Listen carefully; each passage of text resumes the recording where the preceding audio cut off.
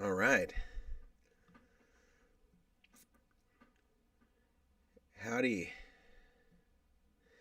So, this is our private time, our private chat for those of you who are either getting free accounts or for those of you who are paying for our group services.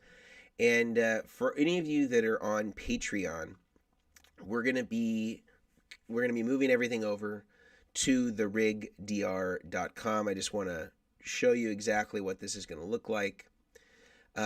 So one of the biggest drawbacks for us using Patreon is it didn't allow us to customize any of this stuff for people who wanted to kind of do more like one-off consultancies.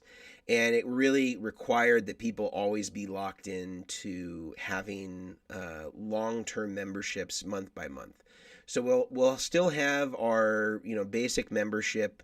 We'll have a deluxe membership where you can go and where you can have the email consultations. But then we're really kind of removing the Supreme membership and moving that to kind of just a pay per like a pay per consultancy, and kind of changing the structure a little bit. And what we're going to do is we're going to offer anybody that wants to come over to this format a free, like 1 month free. So basically, you can have the same exact thing that you've enjoyed up to this point at no charge. It'll be absolutely free for a month. And then you can decide at that point if it's still workable for you, if you still want to maintain your subscription. And I'm going to take this off here. That you can maintain your subscription. Whatever you want to do is completely up to you. So our goal is to try to migrate as many of you over. If any of you are at the $5 a month level or the $19.99 a month level, you'll get a month free. For any of you that are at the highest level, the $50 a month level, you'll have a month free, and then you can decide if you want to continue and have some version of the highest membership, or if you want to downgrade, or if you want to eliminate your membership altogether. But really, it's just Patreon didn't really make a lot of sense for us based on the amount of people that have been requesting the one-to-one coaching and only having 10 spots available. It became really hard for us to be able to meet everybody's needs, and also for me to be able to make time for 10 people for 10 hours a month. So this is kind of a way to kind of create some more sustainability. So I'm sorry if that prices some people out of this. But again, you'll at least have one more month that's free, that you get the same privileges and rights that you had on Patreon, and hopefully incentivizes you to come over until we close Patreon permanently. So hi, Michael. So Chiwa, 111 viewers. Is that what it was? That was at the top. Very cool. CJ, cool. Yeah, going the way of the buffalo. Yeah, I think that as I said, it was hard to create that. So anybody who is signed up and already paid for it, they will get everything that they paid for. So if you've already paid for this month, you didn't get your meeting time. You'll get your meeting time this month, and you'll get a free month for March. So we won't, nobody will be charged for that. And if they are charged for any reason by Patreon, let us know. We'll make sure that you get a refund if you get charged for March. But I think that we're cutting it off so that starting on the 1st of March, that everybody is going to be free for that 1 month, and then they can decide if they want to continue through the rigdr.com, or if it doesn't make sense for them anymore to do that. If you're at one of the two lower tiers, not much will change for you, and in terms of the service and things like that. But just wanted to make that clear. Michael says, I'm using my guitars in a Squier Bass 6 through my guitar pedal board for looping performances. How can I create a second input and output to a bass preamp and effects? Okay, how can I create a second input loop to a bass preamp and effects? Well, if you only want to have one input, you could use an A/B switch. So you could have like a loop A, which has the bass stuff, and then loop B that has the guitar stuff, and then there's one global out. So you could do that if you wanted to have like certain things for the guitar side, certain things for the bass side. You would switch between them so that they would be separated from each other. That could be one way to do it. And then the common pedals would be on the output of that AB system that would go into one thing. I think that that would be the easiest way to do it, but let me know if that's not what you mean so that I can clarify that. First time catching the Patreon. Glad to be here. Cool. Kevin, I hope you got a chance to see we did like a group live stream before, and I guess according to Zochiwa, it was decently well attended. So that's cool. Alexander, is there anything I should be aware of when using pedals going into rack gear? So if you're going to go into rack gear, stuff like that, if it's in front of the amp, you're going to need a parallel mixer on a lot of those. Like the H3000, I think is 100% wet. So you're going to need some sort of parallel mixer to mix in the dry with the 100% return-only effect. Sometimes if those are line level, you can have some difficulties there too when you're running instrument level effects into them. So just be aware if that sort of compensation needs to be made. So those would be kind of the primary things that I would say with regard to the H3000. Just make sure that you have that dialed in and that you understand that that's designed to affect or to be receive line level, and it's designed, I'm pretty sure in the H3000 that it's 100% wet all the time. So it's like really designed for a mix bus. Love my Vertex boost, always first in the chain. However, typical practice equals comp before boost. Does putting a CS2 or other compressor with low output impedance nullify the benefit of the Vertex boost? Well, it will. If it's before the Vertex boost, you'll still get all the output buffer properties of the Vertex boost until you either turn on another pedal or you hit another buffer. But I would say that if you're using the Vertex boost as your only buffer in the system, it probably is not, it's not going to be optimized for that, because really your buffer should be first and last. Your high quality buffers, your 1 meg input impedance, your 100 ohm output impedance should be first and last. If it's not first and last, then you're going to be more susceptible to changes on the pedal board affecting the overall tone. So that would be my advice, CJ, in that regard. And CJ was suggesting to Michael that he uses a line selector from Boss. Hi there, Mason. What are some of the do's and don'ts when it comes to buying vintage Fender amps? Also, what are some of your favorite era models of vintage Fender amps? This is a question that is right up my alley. All right, so here's a couple of things. Really, like all original Fender amps, it's kind of like bogus. Like if it's still all original at this point, it's like it would be like having like an original oil pan in a 57 Chevy or something like that. Like stuff just goes bad, it's like it's old. So like filter caps being replaced, no big deal. Anything on the circuit and the circuit itself, no big deal if it's been changed. Almost anything on those amps can be replaced to original so easily. So not a big deal. The thing that is a big deal is if the transformers have been messed with. So you really need to ensure that the transformers are original, that those haven't been messed with, that they haven't been changed, they haven't been rewound. Those are typically easy to identify. And, just have them take pictures of the transformers so that you can verify that it matches up, that it doesn't look like something different, or it doesn't look like it was, sometimes there can be some evidence of them being rewound. There's a couple of tells. One of them is there's kind of like this glue that they use when they kind of close these things up. And if that looks like it's disrupted, it can sometimes be like evidence that they did something to it, or they rewound the transformer or something else like that. But rarely do you see that. I would say I would just really verify that it actually is a Fender transformer, and that that it's stamped and all that stuff. And most of them are serialized or have some sort of date code on them. So I would really just verify that. Everything else on it can really easily be restored back to normal. The other thing that sometimes is tricky is the reverb tanks on those can be messed up. And the reverb tanks are another thing that's really hard to get an original one of if the original one is gone. You know, and some of the old reverb tanks, they get trashed and they don't work anymore, and they replace them with kind of these cheaper like Mojo Tone ones or Accutronics ones that are Korean made, and it's just not the same. They just don't sound the same. If you ever have an issue with the Fender reverb tank, I highly recommend that you try to find a Fender PA and just harvest one out of there because they're really cheap. You can find Fender PAs for like $130 from the 70s, and they have the same spring reverb tank that most of the amps had. So you could easily harvest one from there, and it would be cheaper than you trying to find a vintage one to buy. It's going to be way more than $130. And then my favorite models. Princeton Reverb, up until 69. Super Reverb up until 69. Bandmaster up until 69. I don't really like twin reverbs, mostly just because it's just like way too much headroom. I would never use that. Deluxe Reverb up to 69. I kind of like cap out around 50 watts, on Fenders. I mean, you can get one. I have a Showman that's 85 watt. And it's basically a twin without reverb. And they're great. They're just super clean. Just clean. You can't break it up. It's just super clean. So because it's so linear, it's not that fun to play because it doesn't really have like any interaction with you.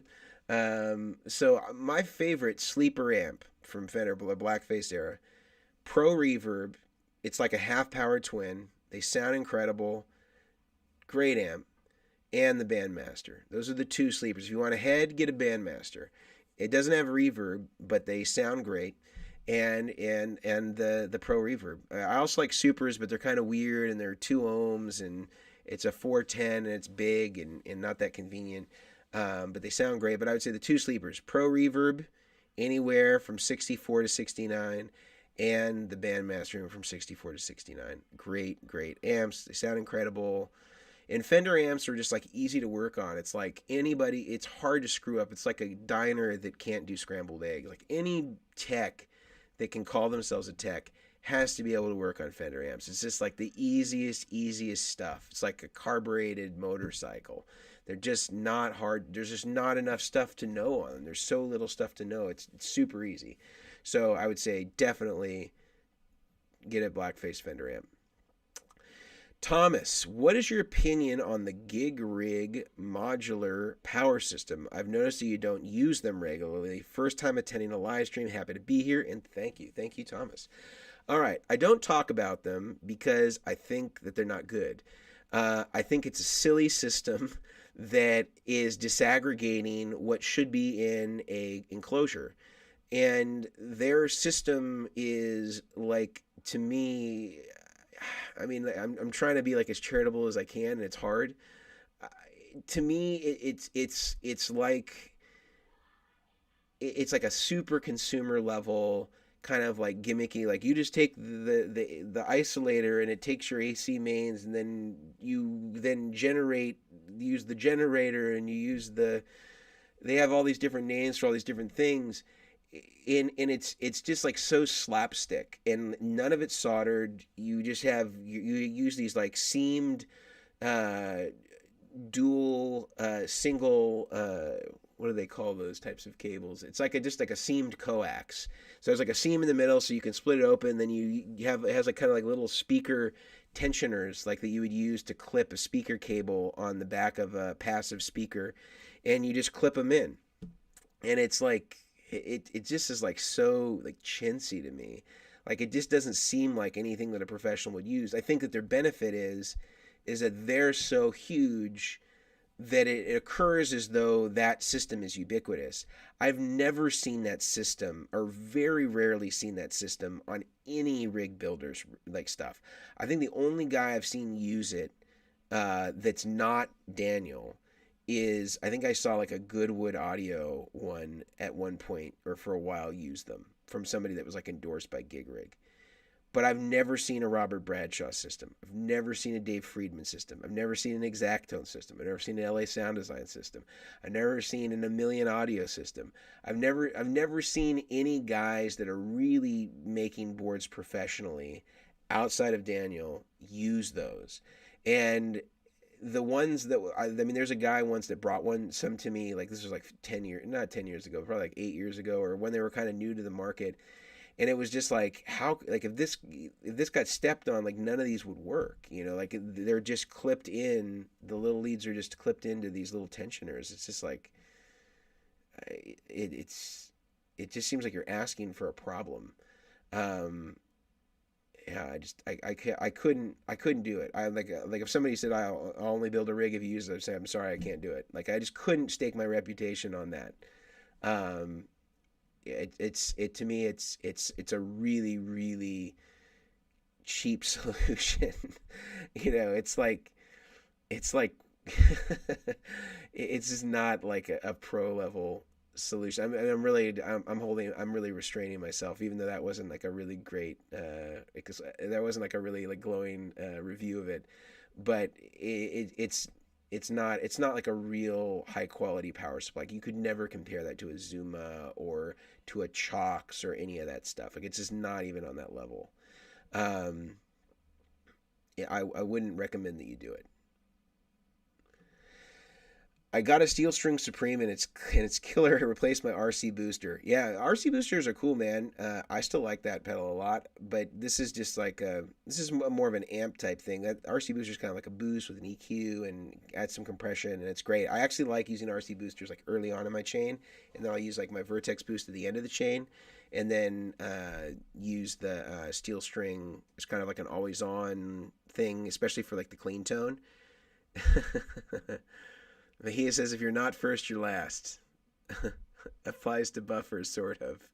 Well, I think it should be if it's buffers. If it's not first and last, then you're in trouble.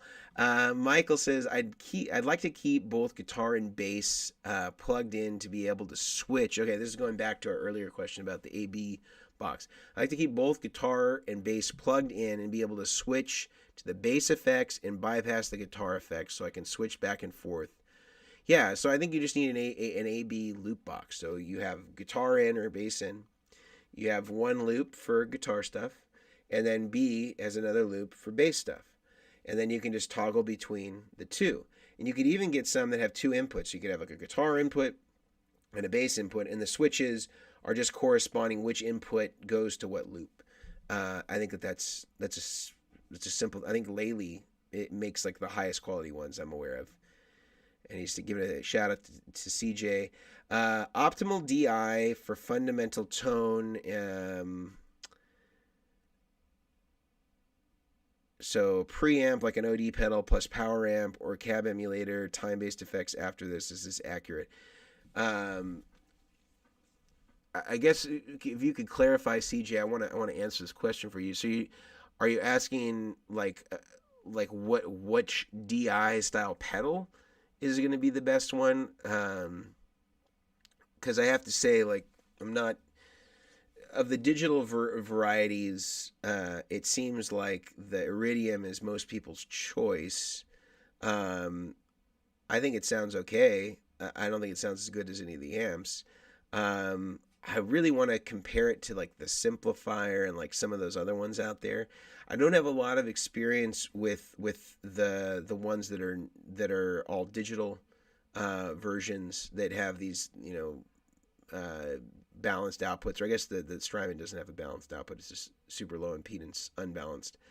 So I don't know if I have a ton of experience to tell you this. I can tell you with our Steel String Supreme, the favorite of mine is the Two Notes Cab M, and I put an IR out there of a Dumble 212 cabinet that you can download for free, and that sounds really great.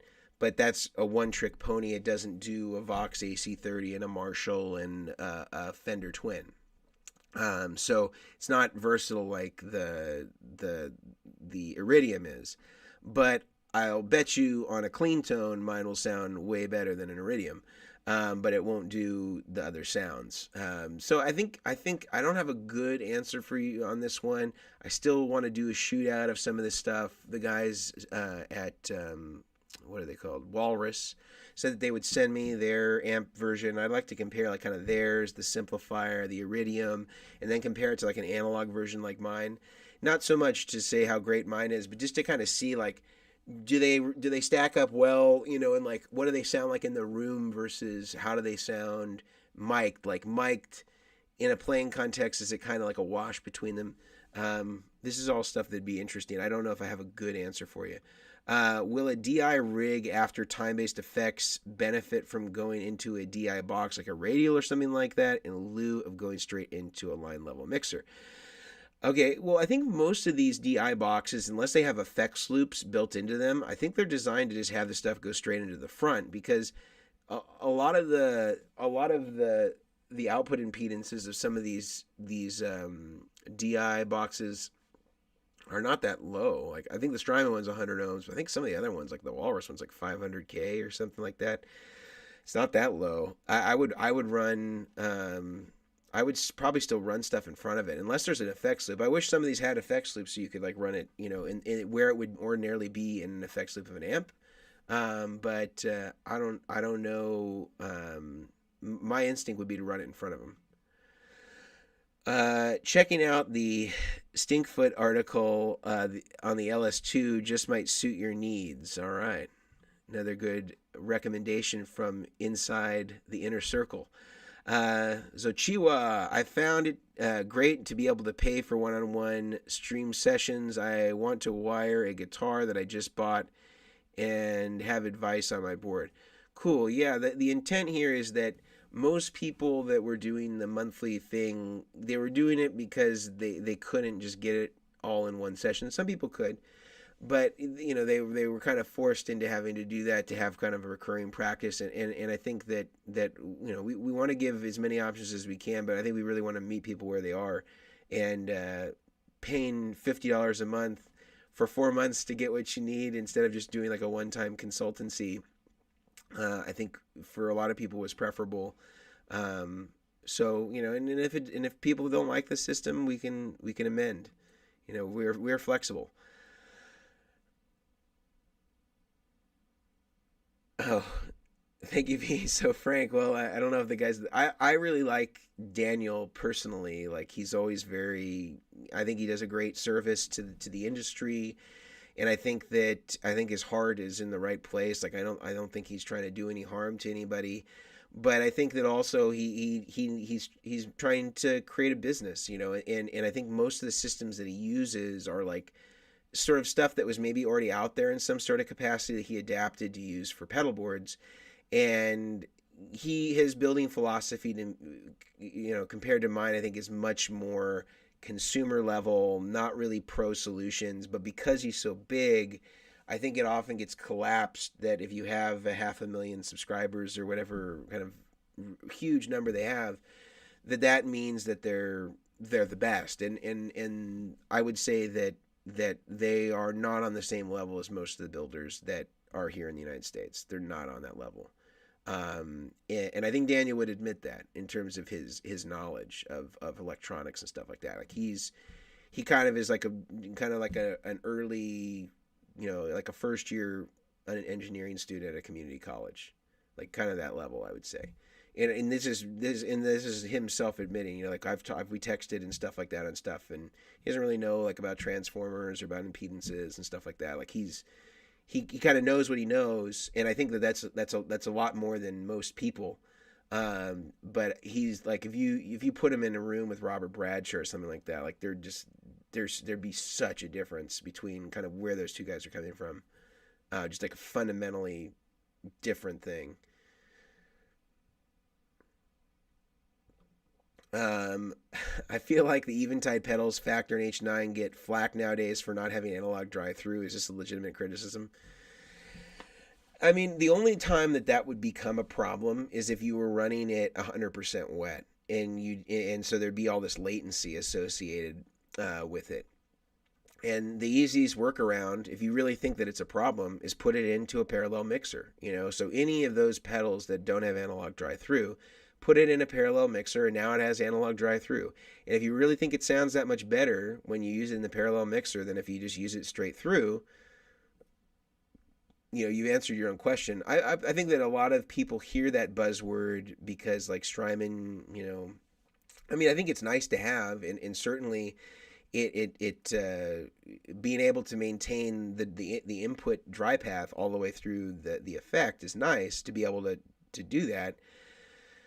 I don't think it's same like the Line 6 DL4 is not analog drive through, and people love that pedal for years and years and years and years before this was a thing. So I do think it's a little bit. I think it's certainly a little bit overkill, and a lot of people love the H9. You know, guys that were very prominent, Pete Thorne, all those guys. I think Pete Thorne like two of them on his rig for a while, and he's certainly somebody that everybody reveres the tone of. So I think it's a little unfounded. And I think that most of the people that are complaining about it, if they really hated it that much and they like the functionality of the pedal, put it in a parallel mixer. Problem solved. I find the Iridium underwhelming, and that power amp and cab sims in the Poly Bebo are superior. I don't even know if I know what a Poly Bebo is. Um, Okay, Cab M, yeah. I don't know what the Poly Bebo is, but the Cab M is great. And again, I'm gonna upload a bunch more free IRs because they wanted to do like a Dumble package, and so they were kind of giving me to like, to kind of round up all my Dumble buddies that own them and do a bunch of cabinet IRs so they could have like a 112, a 410, a 212 Dumble cabinet and be able to like offer different packages that they could sell. The problem has just been to get all the Dumble guys in a room, because they're I find that Dumble owners mirror Dumble in some way where they're sort of like a little strange, unusual, um, for the most part. So sometimes they're hard to get it all in the same room, but hopefully soon enough we'll do that. But I'll be able to give those away to you guys for free, so you don't have to pay for them. Because I made that a condition with Two Notes, is that if we did anything, that we would have to be able to provide some of these for free to our people. Um, yes, Laley 381 SGOS. Yeah, they have a lot of cool stuff. They're really good. Thanks for the candid response. I actually have it on my board. Probably will look into switching soon. Um, well, in I don't know if you were just saying you're switching, like changing it, but it is a switch mode power supply. They're basically, what they've done is they've taken all of the pieces that would ordinarily be inside of a power supply, and they've just taken them out and separated them. So they basically adapted a computer power supply. Looks like those same blocks that you'd find like on a Dell laptop. They've converted that, so that becomes the switch mode component. Then it goes into all these different parts to kind of do the regulation and the isolation and all that stuff. Um, and so they've just taken all the pieces and they've moved it outside. I don't know if it's changed, but with the ones that I saw, they were just plastic. And so it just doesn't seem like it would be something like I would be like, yeah, like that's gonna work on the road, like that's gonna kill it, like it's just not, like, especially like guys like have like under their boards and stuff like that. I'm just like, man, it just looks like it's a ticking time bomb waiting to implode. Um, so I would say there's a few equal ones. I think that Chalks is excellent. I think the downside is that they use the RCA plug, so for some people that can weird them out and they don't like it, but it's well built. Strymon, excellent. The Voodoo Lab Pedal Power 3 and 3 Plus, 4X, X4, all excellent. Um, I think True Tone is a step down from there. They're acceptable, I think, for a budget, but they're not as good as Strymon or Chalks. The reason why I would say is that they kind of have a little bit different way of doing some of the isolation with the switch mode, and some of them are like semi-switch mode where it has a transformer for the AC side, but not on the regular pedal side. So there's just like a few little things in it that are like not quite as good, not quite as polished, but it's a lot cheaper. The one I'm really interested in checking out is the Fender one, and I've reached out to them about letting us review it because it is inexpensive and it is high powered. It has a lot of stuff on it. And if that's decent, that would be interesting. That would be an interesting option to be able to recommend to people that's a little more budget friendly and kind of gives them a really high quality alternative. So I would say, based on what's out there right now, I'd say either go Strymon or Chalks if you want the best. How about a buffer related to output impedance? Are these the same thing, or how is a buffer related to output impedance? Are these the same thing? Well, the buffer will set the output impedance. Every pedal has an input and an output impedance. And some of them, if it's true bypass, those things only come into play when the pedal's on. A buffer is obviously maintaining the input and output impedance all the time. And then is only superseded by something that's turned on the pedal board or hitting another buffer that's following your main input buffer. So every buffer, every pedal when on has an input and output impedance. For pedals, it's all over the place. There's no standard at all. They're all over. Like, literally any number you can think of, there's going to be a pedal that falls into that category. For buffers, it's really all math, and that's why it's interesting to see in the comments these guys that are like trying to explain to me why I'm full of crap, and like when they start trying to explain why, like it's clear to me that they've been like reading some forum on the internet where a witch doctor is executing unicorns at the stroke of midnight, because they just believe stuff that like I don't even know where they would find stuff like that. It's so like out there. And so basically the thing about the buffers, the reason why it's all math is because passive guitar pickups are almost always, like I can only think of a couple of amps that don't represent this. They almost are all 1 meg on the input impedance. So when you're trying to tell your guitar that it's plugged into an amp, even though it's going through all these pedals, you need to simulate what it's used to seeing if it's just plugged directly into the amp. So setting it at 1 meg is aligning the pickups in the same way that they would be loaded if they were just plugged straight in the amp. So 1 meg on the input is telling the guitar pickups react as though you're plugged into the 1 meg on the tube amplifier. So that's step one. That resolves the input buffer because the guitar pickups are being loaded at 1 meg. Now the problem becomes after you exit the buffer, you're going to be running through all these different pedals, all these different patch cables, etc. You want to make sure that that signal then is maintained as purely as possible for as long as it can be before it's disrupted, either by one, turning on a pedal, or two, hitting another buffer that would then take over from that buffer from the point forward. This is when the output buffer becomes incredibly important because you no longer have to worry about any one pedal now driving the line all the way through the remainder pedals and then driving a 20-foot cable back to the amp. The output buffer ensures that no pedal has to drive it any further than the end of the chain on the pedal board before it's going to be restored to the same quality of the input buffer and is going to drive it all the way back to the amp without any loss. So input impedance is critical to the extent that we're talking about loading the pickups so that it is reacting as though it's plugged into the amp.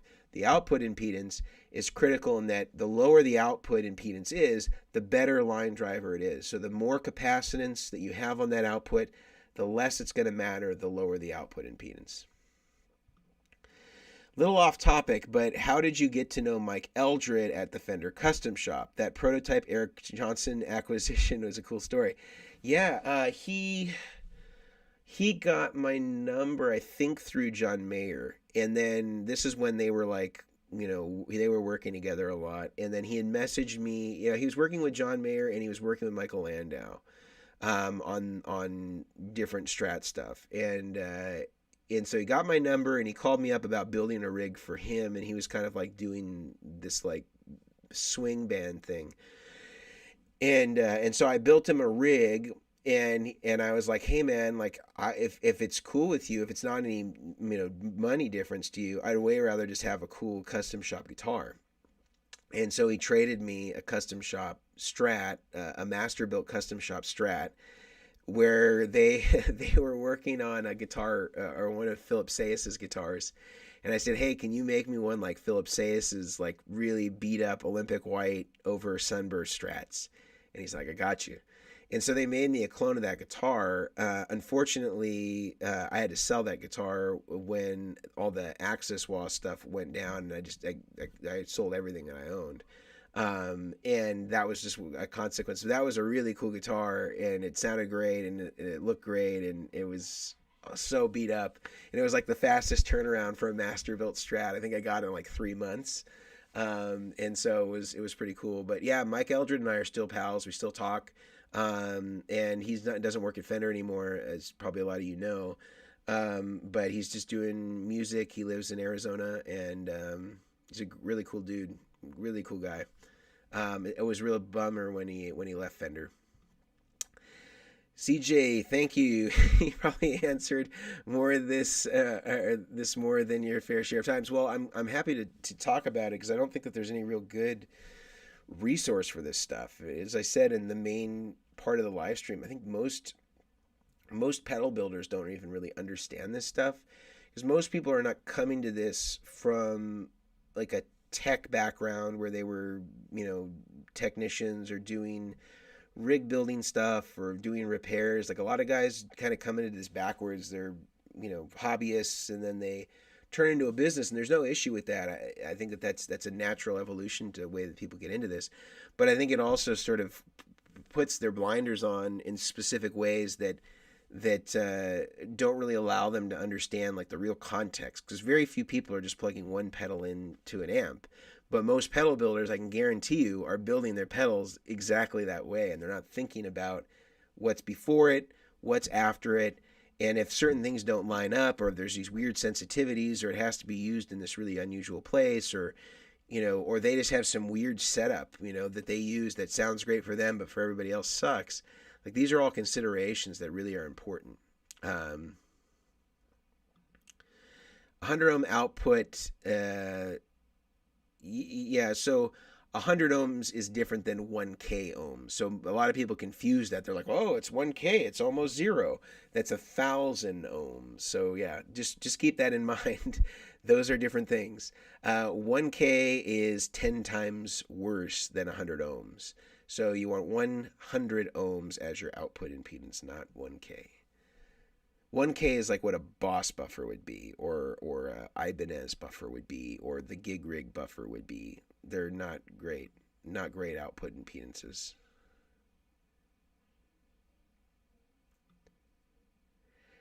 The lower, so the lower the number, the better. The closer to zero, the better the output impedance.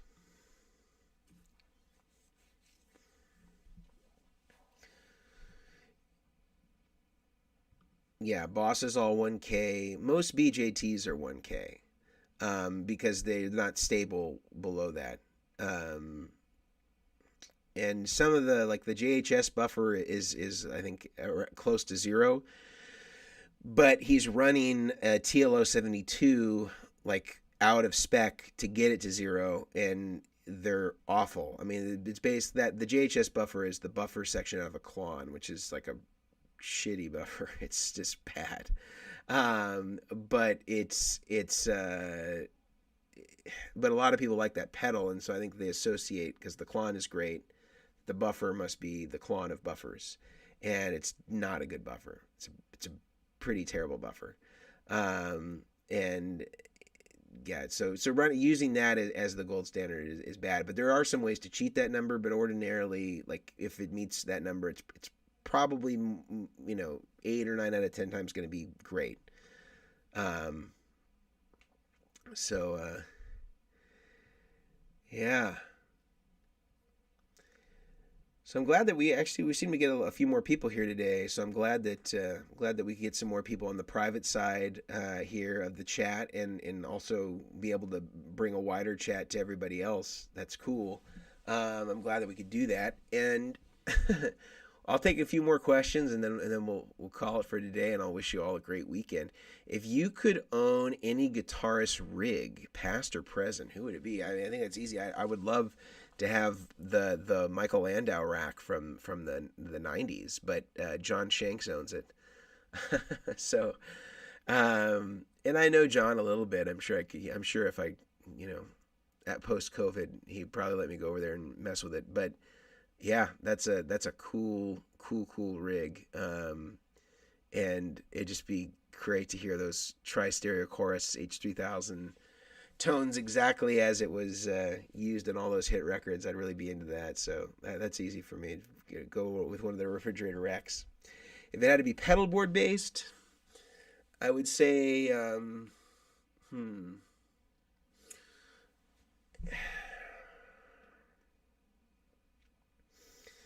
You know what would be cool? You know, I mean, it's. I'm sure it sounds awful, but there's like these old pictures when I was younger that you'd see of Prince's rig, and it would just be like this like kind of like horseshoe of just Boss pedals. It was just kind of like this U, that was like kind of like between, like the mic stand was kind of at the bottom of the U, and then the monitors were kind of just around it, and it was just like one big U of just 30 Boss pedals. And I mean, just knowing that those are all BJT buffers and there's like multiple buffers in a lot of them, he probably had 50 buffers between 25 pedals. And I'm sure that it just sounded like absolute garbage at the end of it. But, like he was using like active pickups and all that stuff. I mean, you know, I would just be curious to just hear it, like at how bad it was. Um,